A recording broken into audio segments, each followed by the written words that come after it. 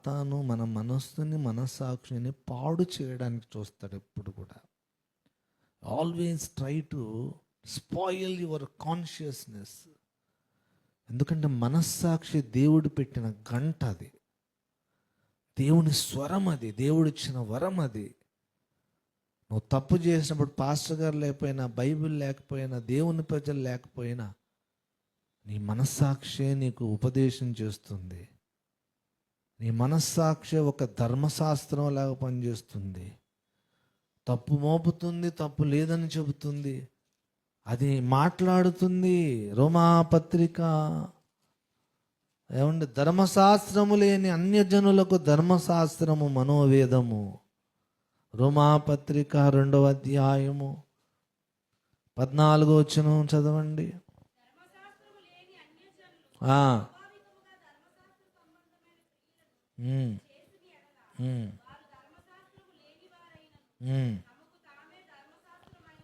అటివారి మనస్సాక్షి, ఎవరు సాక్ష్యం ఇస్తున్నారు అక్కడ? మనస్సాక్షి సాక్ష్యం ఇస్తుండగా మోపుచు తప్పు లేవని చెప్పుచుండగా తమ హృదయములందు వ్రాయబడినట్టు. అరే బాబు, ధర్మశాస్త్ర సారమే వీరి హృదయ పలకల మీద దేవుడు రాసేశాడు. ఆ పలక పేరు మనస్సాక్షి. మనస్సాక్షి దేవుడు నీకు నాకు ఇచ్చిన వరం. దాన్ని పాడు చేసుకోవద్దు. అది గద్దించినప్పుడు దాని మాట వినాలి, దాన్ని పాడు చేసుకోవద్దు. అది ఎక్కడైనా డ్యామేజ్ అయితే దాన్ని రిపేర్ చేసుకోవాలి. దేవుని ముందు, మనుషుల ముందు నీ మనస్సాక్షి నిర్దోషమైనదిగా ఉన్నట్లుగా ఎల్లప్పుడూ నువ్వేం చేసుకుంటుండాలి? సాధన. ఏ విషయంలో నీ మనస్సు నీ మీద దోషారోపణ చేస్తుందో, 1 యోహాను పత్రిక 3వ అధ్యాయంలో మన హృదయం అన్నాడు. 20వ వచనం చూడండి, 19-20 అమ్మా 21 కదా, 20 చదవండి. ఇందువల్ల మనం సత్య సంబంధులమని ఎరుగుదుము, సమస్తము ఎరిగి ఉన్నాడు గనక. మన హృదయం అట ఏ విషయంలో మన మీద దోషారోపణ. ఎవ్వరు అవసరం లేదు. నా మనస్సాక్షి చెబుతుంది నేను చేసిన తప్పని. పాస్టర్ గారు అవసరం లే, బైబిల్ అవసరం లే అని మనస్సాక్షి చెబుతుంది నువ్వు చేస్తున్న తప్పని. మనస్సాక్షి చెడిపోయాక ఏ బైబిల్ పనిచేయదు, ఏ పాస్టర్ గారు పనిచేయడు, ఏ నీతి బోధ పనిచేయదు. అలా మనస్సాక్షి కొందరు పాడు చేసుకున్నారు. వీరైతే చెడిన మనస్సాక్షి కలిగిన వారే సత్య విషయమై తప్పిపోయి కొందరిని చెరుపుతూ ఉన్నారని కూడా అన్నాడు. ఏమండి, కొందరి మనస్సాక్షి ఏమైపోయింది? చెడిపోయింది. They spoil their consciousness.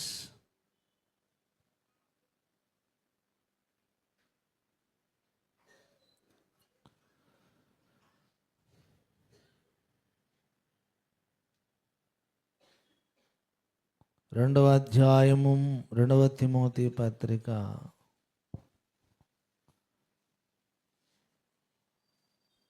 16వ వచనం చదవండి దయచేసి. ఒట్టి మాటలకును విముఖుడవై ఉండు మట్టి మాటలాడువారు. చదవండమ్మా. వారి మాటలు ప్రాకును, వారు హుమనయును ఫిలేతును ఉన్నారు, పునరుద్ధానము గతించనని చెప్పుచు సత్యం విషయమై తప్పిపోయి కొందరి విశ్వాసాన్ని కూడా వాళ్ళు ఏం చేస్తున్నారు? చెరుపుతున్నారు. 22వ వచనంలో అంటాడు, నీ వివనేచ్ఛల నుండి పారిపొమ్ము, పవిత్ర హృదయులై ప్రభువునకు ప్రార్థన చేయు వారితో కూడా నీతిని, విశ్వాసమును, ప్రేమను వెంటాడుము. కొందరు మనస్సాక్షి పాడైపోయింది. వారు పాడైపోయారు. వారు కొంతమందిని ఏం చేస్తున్నారు? పాడు చేస్తూ ఉన్నారు. అందుకే యేసు రక్తము మీ మనస్సాక్షిని ఎంతో ఎక్కువగా శుద్ధి చేయును కదా అంటాడు హెబ్రీ పత్రికలో. మనస్సాక్షిని శుద్ధి చేస్తుందట. 9వ అధ్యాయము 14వ వచనం చదవండి. నిత్యుడగు ఆత్మ ద్వారా తను తాను దేవునికి నిర్దోషినిగా అర్పించుకొనున నిర్జీవ క్రియలను విడిచి మీ మనస్సాక్షిని, అసలు పవిత్రపరచబడవలసిన ముఖ్యమైన భాగం అది. మనస్సాక్షి ఎంతో ఎక్కువగా మీ మనస్సాక్షిని ఏం చేస్తుంది? శుద్ధి చేస్తుంది. మనస్సాక్షి పాడైపోతే నిన్నెవరూ బాగు చేయలేరు. ఇలా మనస్సాక్షి బాగుంటే నిన్నెవడు పాడు చేయలేడు. ఏ అపవిత్రమైనది నీ కళ్ళకు కనబడినా నువ్వు పాడైపోవు. నీకు బూతు కూడా అందులో భక్తి మర్మం ఏదో ఉందన్నట్లుగా కనిపిస్తుంది మనస్సాక్షి బాగుంటే. ఏమండి, నీ మనస్సాక్షి చెడిపోయింది అనుకోండి, తల్లి తన బిడ్డకు పాలిస్తున్నా అందులో కామం చూస్తావు నువ్వు, అందులో పాపం కనపడుతుంది నీకు. ఏమండి, నీ మనస్సాక్షి బాగుంటే అపవిత్రమైన దృశ్యం కూడా నీ కన్నులకు ఒక భక్తి మర్మములాగా కనబడుతుంది. ఈ విషయం అంతా ఈజీగా వచ్చేసేది కాదు, చెప్తున్నాను. పౌలంతటి భక్తుడే నేను అభ్యాసము చేసుకుంటున్నాను అన్నాడు. నా మనస్సాక్షి నిర్దోషమైనదిగా ఉన్నట్లుగా ఎల్లప్పుడూ నేనేం చేస్తున్నాను? ఏండ్లు అయిపోయింది దేవుని మార్గంలో నడుస్తూ. నీ మనస్సాక్షి ఎంతగా బాగైంది, ఎంత ఇంకా ఇంకా ఇంకా ఇంకా ఇంకా పరోక్షించబడిన మనస్సుగా మారింది, ఇంకా నిర్దోషమైన మనస్సాక్షిగా మారింది. లేదా దాన్ని పాడు చేసుకుంటున్నావా? కొంతమంది బాగున్న మనస్సాక్షి పాడు చేసుకున్నారు. ఒకప్పుడు గద్దించేది, ఒకప్పుడు హెచ్చరిక చేసేది, ఒకప్పుడు తప్పు చేస్తున్నావు అని చెప్పేది. ఇప్పుడు అది voice slow slow slow slow slow slow. మన ఫోను రింగ్ టోను వస్తుంటుంది. ఏమంటే మనకి ఇష్టం లేనివాడు కాల్ చేశాడు అనుకోండి, ఏం చేస్తాం? ఏమండి, కట్ చేస్తే ఆడు ఏమనుకుంటాడో. కాబట్టి ఇది నొక్సామనుకోండి, లోపల రింగ్ అవుతుంటుంది, మనకు వినపడదు. లేదా ఈ వాల్యూమ్ బటన్ ఏం చేస్తాం? Tick tick tick tick tick tick tick నొక్కుతాం. అలాగే మనస్సాక్షి వాల్యూమ్ బటన్ కూడా నొక్కుతున్నా.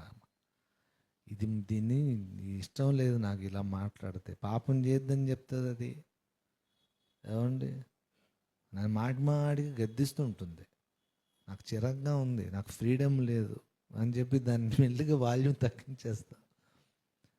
ఆ వాల్యూమ్ మళ్ళీ ఎవరు పెంచాలి? నేను మెచ్చడానికి అవుతుందా నీ ఫోను? నీ ఫోన్ వాల్యూ నువ్వే పెంచుకోవాలి.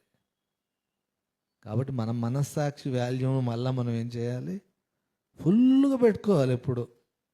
ఏమండి, యేసయ్యా నీ రక్తముతో నా మనస్సాక్షిని కడిగి పవిత్రముగా చేయి నాయనా.